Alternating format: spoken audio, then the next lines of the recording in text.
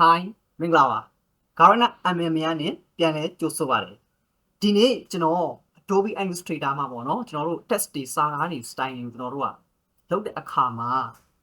နော်အခါတိုင်းတမယိုးကြလုပ်တဲ့ need ကျွန်တော်တို့ကအချိန်ကုန်10စတက်တာစိမ့်မဲ့နော် Illustrator ရဲ့ script အကြောင်း5ခုကိုကျွန်တော်ပြောပြချင်ပါတယ်နော်အဲ့ဒီ Illustrator script 5ခုကြီးတင့်ရဲ့ဒီ test တွေနဲ့ပတ်သက်ပြီးမှနော်စာသားတွေဖောက်နေတဲ့ပတ်သက်ပြီးအချိန်10စတက်တာစိမ့်မဲ့ script 5ခုဖြစ်ပါတယ်โอเคကြည့်လိုက်အောင်နော်နံပါတ်1 script ကတော့ဘာလဲဆိုလို့ရှိရင်ကျွန်တော်တို့က join test frame ပေါ့နော် okay join test frame ကကျွန်တော်တို့ကဒီမှာထားပါတော့ okay ဒီလိုမျိုးတစ်ခုချင်းစီကျွန်တော်တို့က starter တွေရှိနေတယ်ဆိုလို့ရှိရင်ဒီ starter တွေကိုကျွန်တော်တို့က frame တစ်ခုထဲမှာပဲ starter အနေနဲ့ပေါင်းပေးတဲ့ script တစ်ခုပေါ့နော် okay အဲ့ script ကိုကျွန်တော်တို့က join test frame ဖြစ်ပါတယ် okay အဲ့ဆိုကျွန်တော်ကဒီလိုမျိုးတစ်ခုချင်းစီကွဲနေတဲ့စာသားတွေကိုကျွန်တော်တို့က frame တစ်ခုထဲမှာစာသားတစ်ခုအနေနဲ့တစ်စုတစ်စည်းပေါ်ပြခြင်းနဲ့ဆိုကျွန်တော်တို့ဒီကောင်အားလုံးကို select မှတ်နိုင်မယ်မှတ်ပြီးကျွန်တော်တို့က file ထဲမှာ script ဆို script ထဲမှာကျွန်တော်တို့က join test frame ဆိုတာတွေကျွန်တော်တို့ okay နှိပ်မယ် okay နေပြီကျွန်တော်တို့က okay နှိပ်ကြည့်မယ်ဆိုရင် okay အဲ့ဆိုကျွန်တော်တို့ကဒီမှာတစ်ခုတည်းဖြစ်သွားပြီ okay เนาะဒါဆိုကျွန်တော်တို့က test တစ်ခုတည်းဖြစ်သွားပြီဒါဒီ join test frame okay နောက် level 2 level 2ကတော့ကျွန်တော်တို့က test frame နှစ်ခုကိုကျွန်တော်တို့ကပေါင်းတာပေါ့နော် test frame တစ်ခုကို test frame တစ်ခုတည်းအမြန်ပေါင်းချင်တယ်ဆိုရင်ကျွန်တော်တို့က combiner ဆိုတဲ့ script ကိုတုံးပါတယ် okay ဒီမှာဆိုရင်ကျွန်တော်တို့က test frame နှစ်ခုရှိတယ်ပေါ့နော်အပေါ်တစ်ခုအောက်တစ်ခုရှိတယ်ဒီနှစ်ခုကိုကျွန်တော်တို့က test frame တစ်ခုတည်းပေါင်းချင်တယ်ဆိုကျွန်တော်တို့ကဒီကောင်တစ်ခုကို select မှတ်မယ် select မှတ်ပြီးရင် file နဲ့နေမှာကျွန်တော်တို့က script ထဲကနေမှာကျွန်တော်တို့ကဒီမှာ combiner ဆိုရှိရပေါ့နော် okay အဲ့ဆိုကျွန်တော်တို့ကဒီမှာဒီ frame တစ်ခုထဲမှာပဲစာနှစ်ခုလုံးကပေါင်းဆက်သွားပြီပေါ့နော် okay ဒီကောင်ကတော့ဒါစာရှည်နေပေါ့နော်သူကတစ်ခုချင်းစီဖြစ်နေတယ် okay နောက်တစ်ခုကကြတော့ကျွန်တော်တို့ကနော် test to line ကျွန်တော်က line တစ်ခုချင်းစီပေါ့နော်တစ်ခုချင်းစီကိုကျွန်တော်တို့ထားပါတော့ test frame နဲ့မှာစာကြောင်းတစ်ကြောင်းစီကိုကျွန်တော်တို့ဖွဲ့ယူခြင်းတယ်အဲ့ဆိုလို့ရှိရင်ကျွန်တော်တို့ကဘယ်လိုယူမလဲနော် okay အဲ့ဆိုဒီမှာကျွန်တော်တို့ကစာပိုက်ကျွန်တော်တို့တစ်ခုပြကြအောင်နော်ဒီစာပိုက်မှာရှိတယ်ကျွန်တော်တို့ကဒီစာကြောင်းတစ်ကြောင်းစီ line တစ်ခုချင်းစီကျွန်တော်တို့ကခွဲခြားပြီးယူခြင်းတယ်ဆိုလို့ရှိရင်ကျွန်တော်တို့ကဘာလို့သုံးလဲဆိုရင် script ထဲရနော် break test to line ပေါ့ okay break test to line ဆိုတာကောင်းလို့ကျွန်တော်အချင်းချင်းနေမယ်ဆိုဒီမှာတစ်ခုချင်းစီကျွန်တော်တို့ကဘာဖြစ်သွားမလဲဆိုရင်စာကြောင်းတစ်ကြောင်းစီကျွန်တော်တို့က frame တစ်ခုချင်းစီခွဲပြီးတွားမှာဖြစ်ပါတယ် okay မနော်တစ်ခုချင်းစီခွဲတွားပြီ okay နောက်တစ်ခုကဘာလဲဆိုလို့ရှိရင်ကျွန်တော်တို့ကကြတော့ break test to ပါပေါ့နော် break test to ဆိုတာကြတော့ကျွန်တော်တို့ကဒီစာကြောင်းတစ်ကြောင်းထဲမှာရှိတဲ့စကလုံးတစ်လုံးချင်းစီကိုကျွန်တော်တို့က test frame တစ်ခုချင်းစီခွဲခြင်းတယ်ပေါ့ဒါဆိုလို့ရှိရင်ကျွန်တော်တို့က file နဲ့ကနေမှာ script ထဲကနေမှာကျွန်တော်တို့က break test to what ဆိုတော့ကောင်းလို့ကျွန်တော်နှိပ်မယ်ဆိုရင်ဒီမှာကျွန်တော်တို့ကဘာဖြစ်သွားဆိုရင်တစ်ခုချင်းစီကျွန်တော်တို့ကဒီမှာခွဲသွားပြီ okay နော် okay နောက်ဆုံးတစ်ခုကဘာလဲဆိုကျွန်တော်တို့က test data ပေါ့ test data ဆိုတာကျွန်တော်စာတိုင်းနဲ့ပတ်သက်ပြီးမှကျွန်တော်တို့က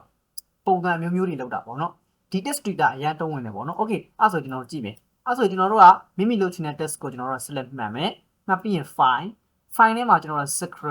script ထဲကနေမှာကျွန်တော်တို့ကဘာရှိလဲဆိုရင်ဒီမှာ test data ဆိုတာရှိတယ်ဒီကောင်လေးကျွန်တော်တို့ click နှိပ်မယ်ဆိုရင်ဒီလို box လေးကြာလာပြီပေါ့နော် okay အဲ့မှာကျွန်တော်တို့ option 8ခုရှိတယ်ပေါ့နော် number 1ဒီ baseline ရှိတယ် number 2က escape ရှိ number 3က booscape ရှိ number 4က rotation number 5က size number 6က store weight number 7က tricky number 8က lady ပေါ့ okay ကျွန်တော်အဲ့မှာဆိုရင်ကျွန်တော်ဒီမှာ number 3 booscape အရင်ဆုံးပြမယ်နော် booscape ရဲ့ 4 rotation ရဲ့5 size ရဲ့6 store weight ရဲ့အဲ့ကောင်လေးကျွန်တော်ပြပြီးမှာပေါ့နော်ကျန်တဲ့ကောင်လေးတွေကတော့ကိုယ့်ကိုစမ်းကြည့်ပေါ့ okay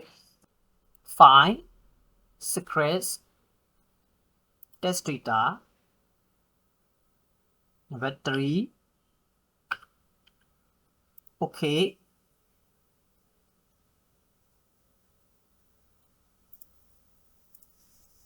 အဲ့ဆိုဒီပုံစံမျိုးလေးဖြစ်သွားပြီပေါ့နော်ကြီးတွေ့အမြင့်ဒီ scale ကြီးတာကြီးတယ်ငယ်တာငယ်တယ်တို့ auto ဒါ scale ဖြစ်သွားပြီပေါ့နော်ဒါလေးကျွန်တော်တို့ကဘာလို့မှာဆိုလို့ရှိရင်ဒါ with scale နဲ့လောက်တာပေါ့နော် okay ကျွန်တော် Windows နဲ့ပြန်သွားမယ်နောက်တစ်ခုထပ်သွားမယ် file script ကနေ test data တွေနဲ့ကျွန်တော်ဒီက number 4 rotation ကိုကျွန်တော်ပြမယ်နော်4ကိုယူမယ်ယူရင်ကျွန်တော်က rotation ကိုဘယ်လိုထိကောင်းလဲဆိုရင်ကျွန်တော်က50 100လို့ကျွန်တော်ထားလိုက်မယ် okay နှိပ်ကြည့်မယ် yes ပေးလိုက်မယ် okay အဲ့ဆိုဒီမှာ rotation ကသူလှည့်သွားတဲ့နေရာလှည့်သွားတယ်เนาะ okay เนาะ okay အဲ့ဆိုရင်ကျွန်တော်ဒီပိုးမြင်တောင်ကျွန်တော်တန်ဖိုးလေးတွေကိုညှင့်လိုက်မယ်ပေါ့နော် secret ထဲကနေထမှာကျွန်တော်က test data number 5ကိုရွေးမယ် number 4ကိုရွေးမယ်ပေါ့နော်4 okay 1,2 လောက်ထားကြည့်မယ်1,2 ဆိုအရင်ကြီးတိတာပေါ့နော်တန်ဖိုးငယ်လို့ပေါ့ okay ဒါက rotation ပေါ့ okay နောက်တစ်ခုကကြတော့ကျွန်တော်တို့က secret ထဲကနေကျွန်တော်တို့က test data တွေမှာကျွန်တော်တို့က number 5လို့ကြည့်မယ်နော် number 5က site အကြီးအသေးတူကလောက်မှာ okay number 5ယူမယ်ယူပြီးရင်ကျွန်တော်ဒီ50,100 လောက်ပဲထားလိုက်မယ် okay နဲ့ကြည့်မယ် yes ပြမယ် okay အဲ့ဆိုဒီမှာဆိုရင် तू ကကြီးတဲ့စာကြီးတဲ့သေးတဲ့စာကသေးသွားတယ်အဲဒီလို style မျိုးပေါ့နော်ဒါဒီကျွန်တော်တို့က test data နဲ့လုပ်တာပေါ့ okay နောက်တစ်ခုကကြာ line weight ပုံစံကျွန်တော်တောင်းလုပ်မှာပေါ့နော်တချို့စလုံးတွေကိုကျွန်တော်တို့က site ဒီ stroke line လေးတွေထူထူလေးဖြစ်ပြီးမှ